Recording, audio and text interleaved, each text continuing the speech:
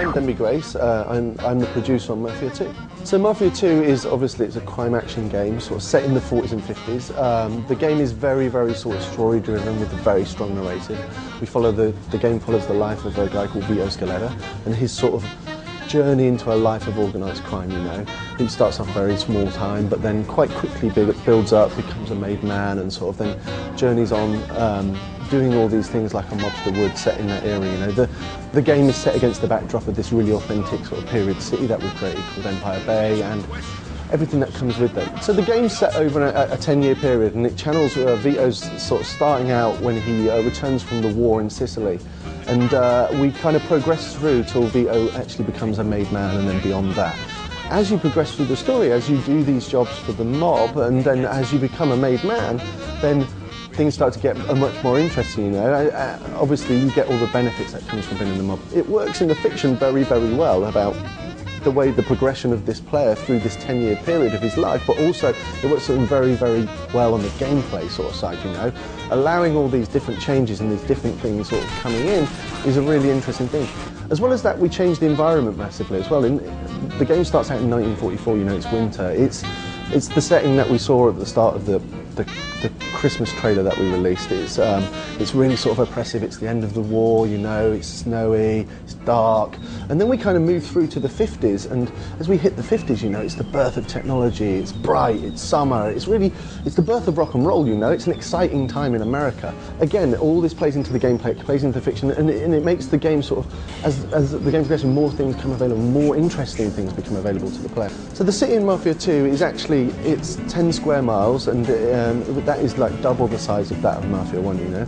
We have 20 distinct sort of neighbourhoods, from the Little Italy location that I speak about where Vito grew up, to the sort of like posh white picket fence suburbia of Greenfield, to the Midtown area that you're actually seeing in the demo today, you know. It's we have all these different areas and they feel really diverse and they're full of really different people as well, you know.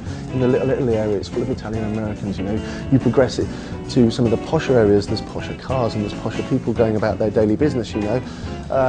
And also, like, as well as that, we have like 100 plus interactive indoor environments.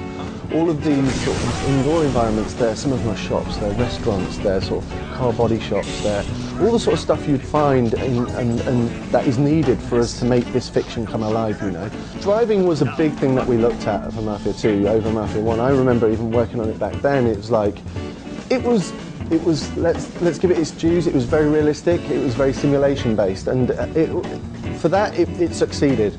From a gameplay point of view, it maybe failed, you know, a little bit, you know. It wasn't as exciting as it could have been, it wasn't as interesting as it could have been.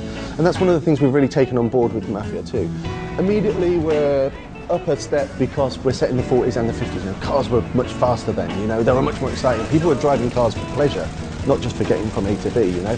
As well as that, we do some exciting stuff, you know, with like hubcaps will fly off, you know, car tyres can be shot out and all this sort of stuff, glass can be smashed. So these things get much more exciting and much more dramatic in car chases and stuff like that, naturally.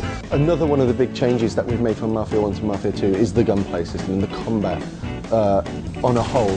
We have this whole feeling that we want the combat in the game to feel much more like a third-person shooter, you know. To add to that, we use a cover system, you know. Quite naturally, if someone shoots at you, you take cover. So why would we not use a cover system? It's we have this whole feeling of this whole thing of deadly combat, you know. You shoot people once in the head, they're dead. You shoot them twice in the body, they're dead.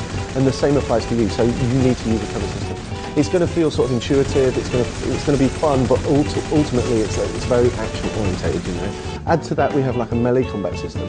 Melee combat system is very visceral, you know. It's very simple to do. It's not like Tekken or something like that where it's overly complex. It's combos. It's sort of very simple to do, sort of like a few combos and there's a block, but the coolest thing for me is it allows you to pick objects in the world. Obviously you have stuff like baseball bats, flip knives, all the things you find in fiction.